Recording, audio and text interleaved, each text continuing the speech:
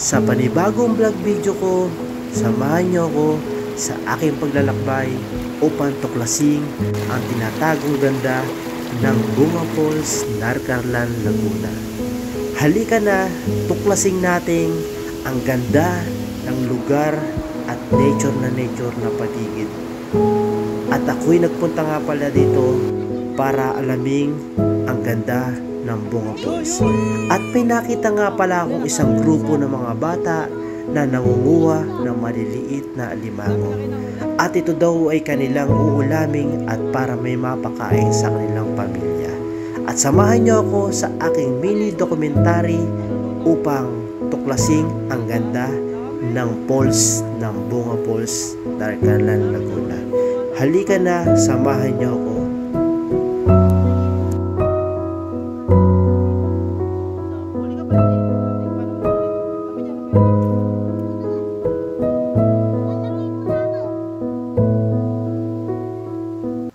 So mga ka-idol, nanguhuli ng mga chikiting ng alimangong maliliit mga ka-idol. Lulutuin daw nila at gagataan daw. Masarap nga ito mga ka-idol. Pero medyo kakaunti pa yung huli nila. Isang size lang. Megos na natin yung mga insan. Megos. Kuya, ang laki na ito. Mga insan. Megos. Ang laki na mo. Nasaan huli? Sige, patingin. Hindi, nakakaya. Dali, baka makawala, bilis. Megos muna yan. Kanina ko to. Mekos, dali. Kunin nyo na mga mekos. Ako na mag-awak. Oy, bad yun ha. Megos na natin yan mga insan. Mekos na mga insan. Megos. Nasaan na? Yung malaki. Uli ko yan. Ang galing ka. Nasaan? Mga insan. Anong luto dyan? Ginataan. Sino magluluto? Siya.